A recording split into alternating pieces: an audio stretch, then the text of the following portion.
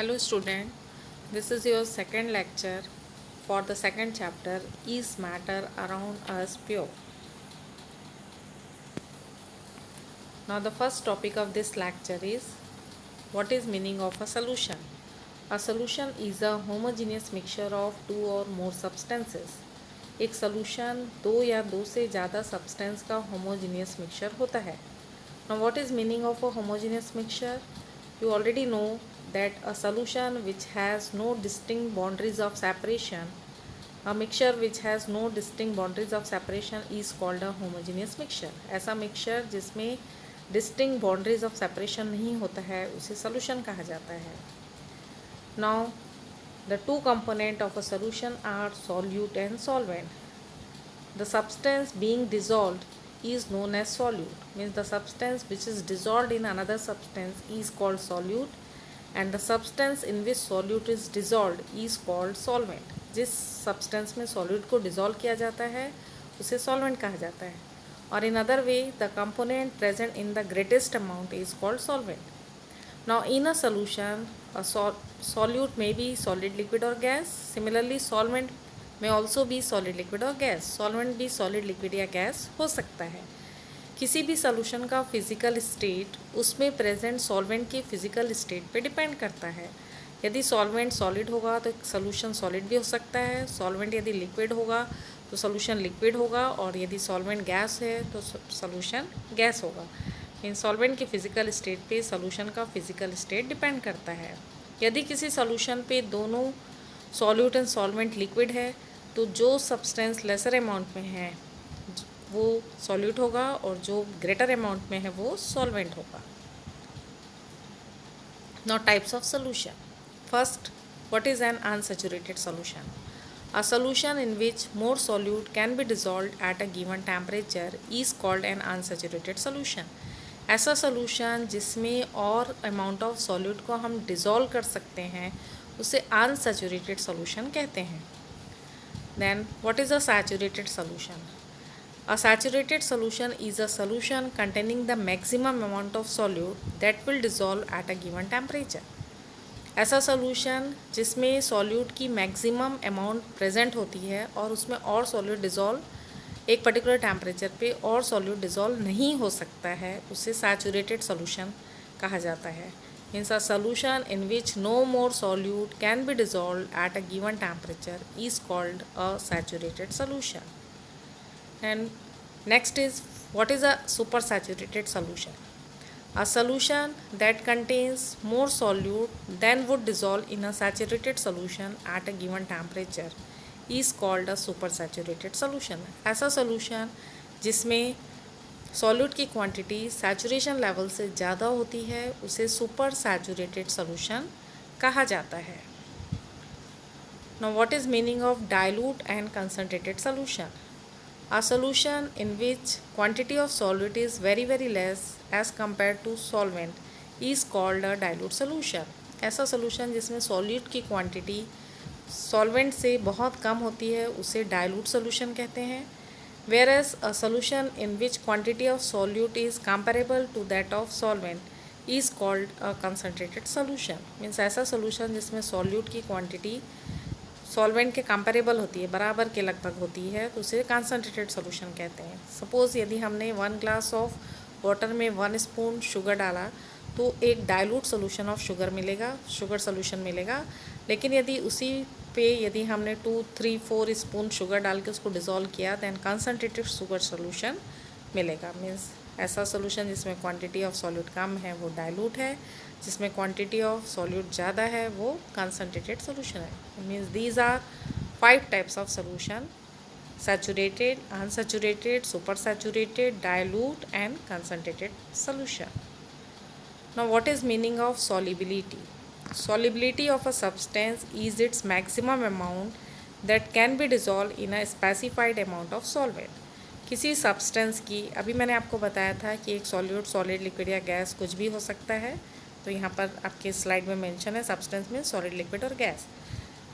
तो solubility of a substance is its maximum amount that can be dissolved in a specified amount of solvent. Means solvent के specified amount में solute का जो maximum amount dissolve होगा वो उसकी solubility होगी।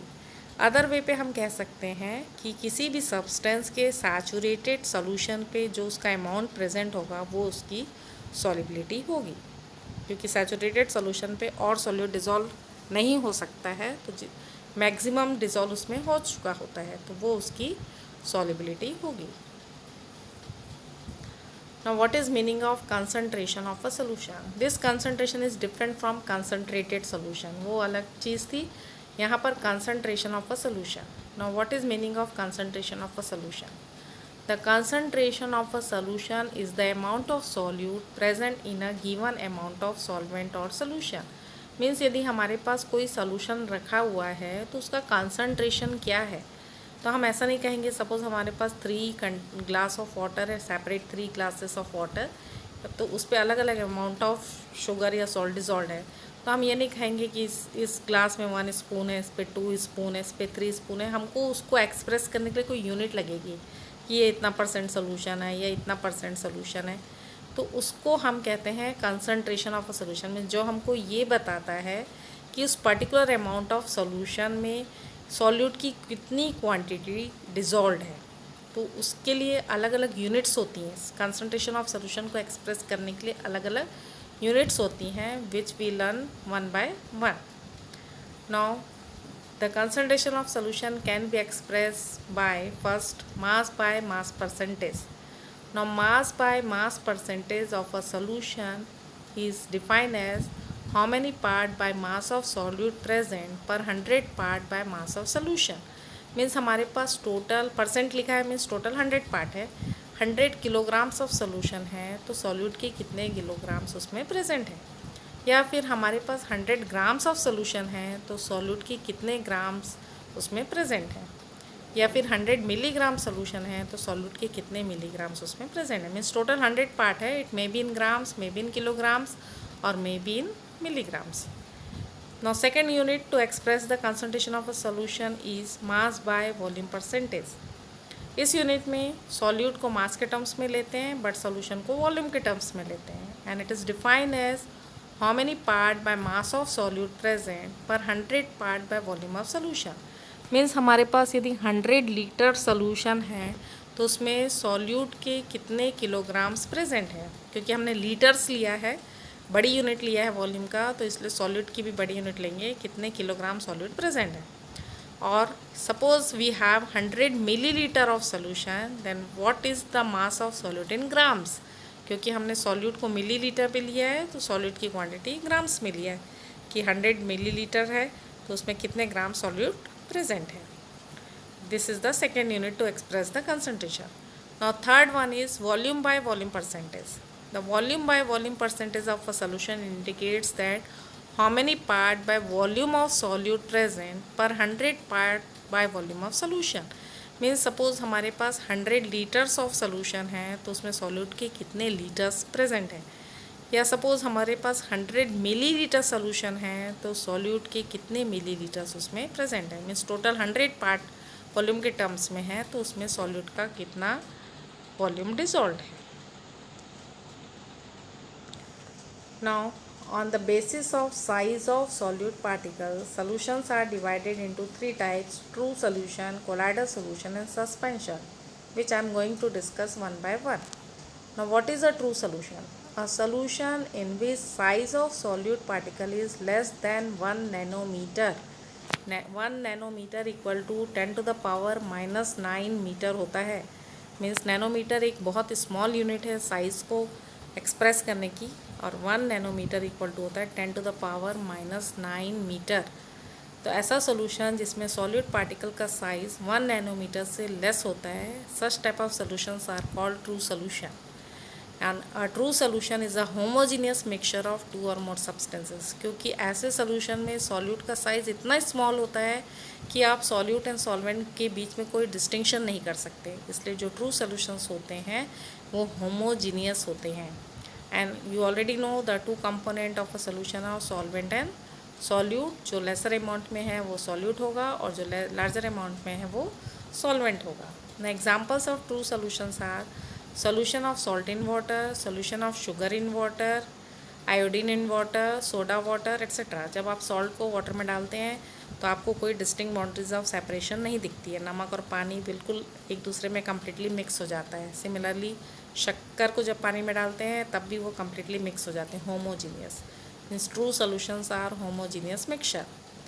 The particles are can not be seen by naked eye. आपको खाली आंखों से पार्टिकल्स दिखाई नहीं पड़ते। शुगर सोल्यूशन या सॉल्ट सोल्यूशन में कोई डिस्टिंक्ट बाउंड्रीज ऑफ सेपरेशन नहीं दिखती है, आपको एक सिंगल सोल्यूशन दिखाई पड़ता है।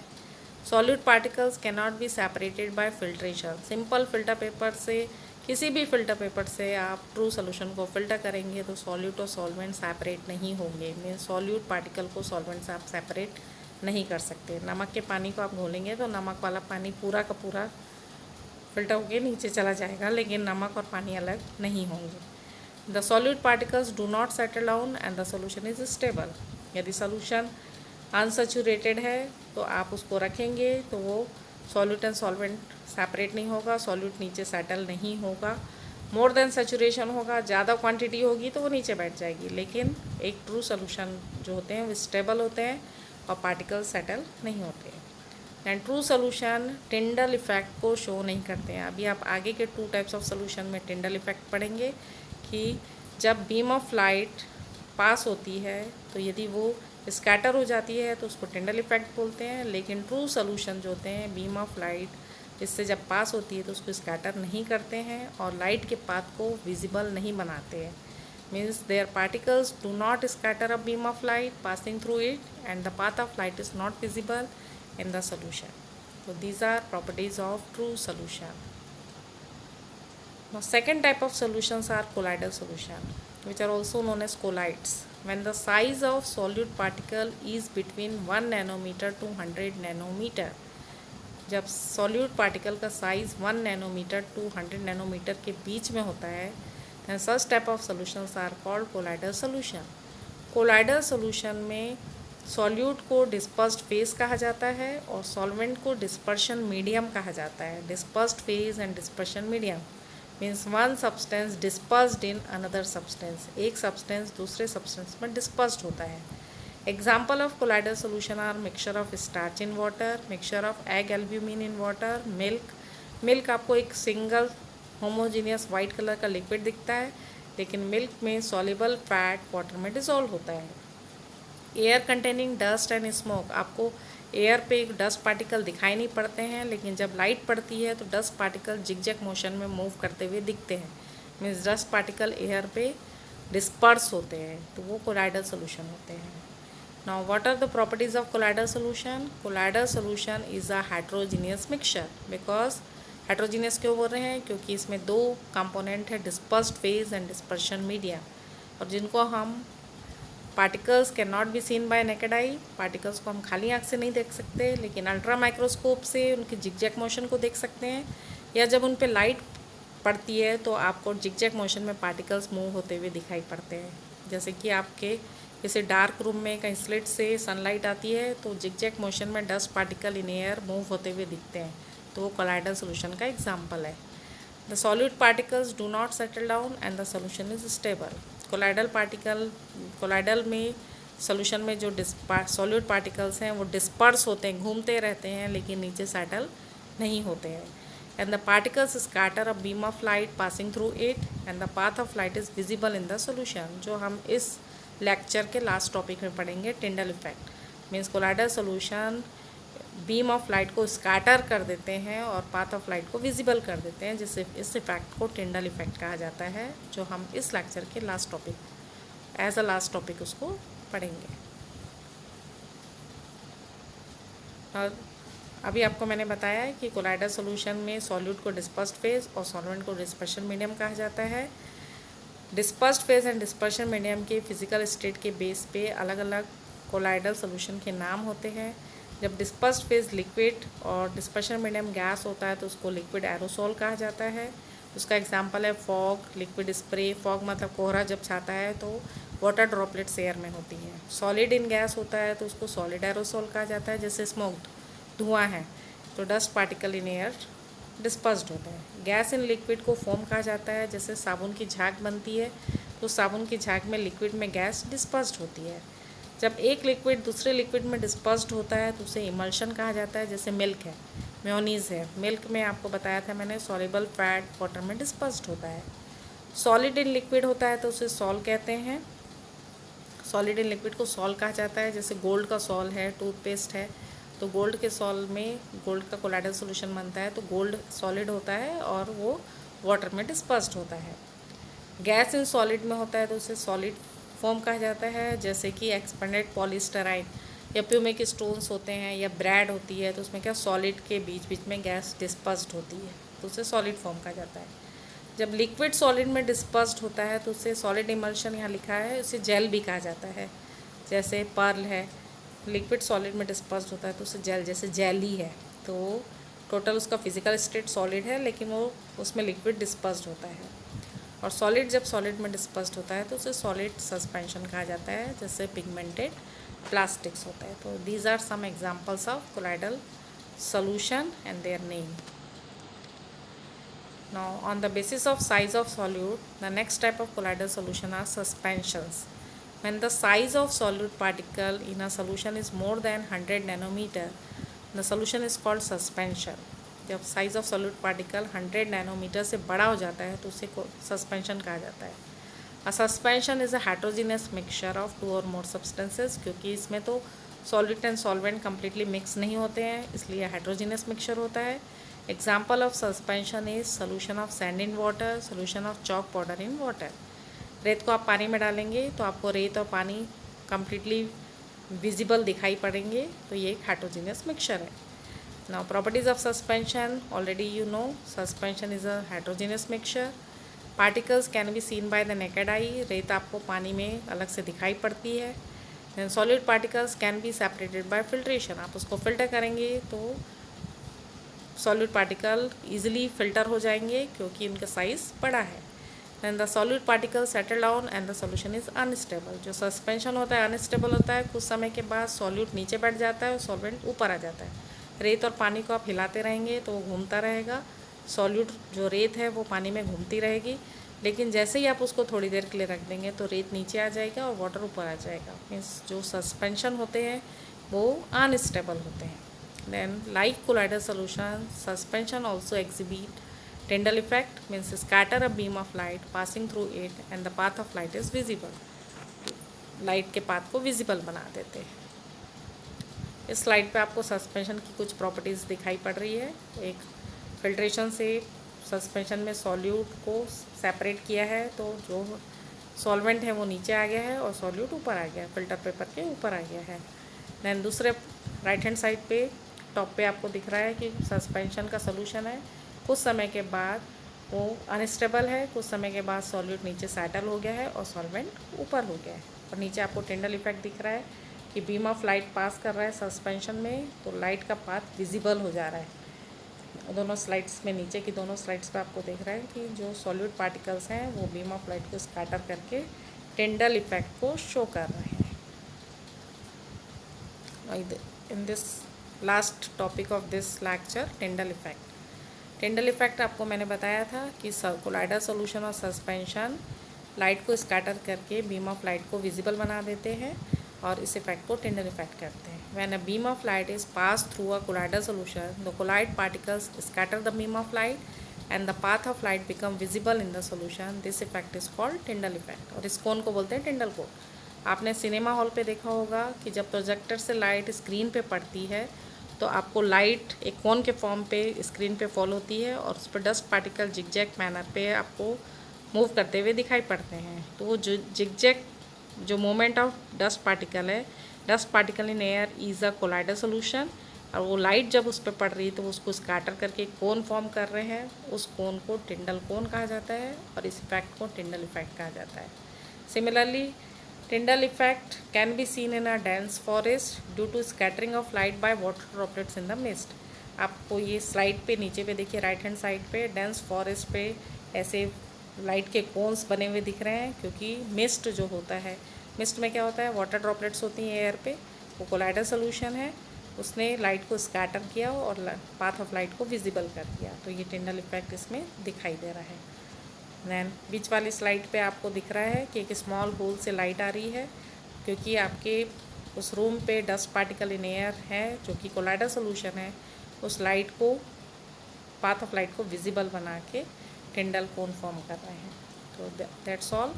The next few topics we will discuss in the next lecture.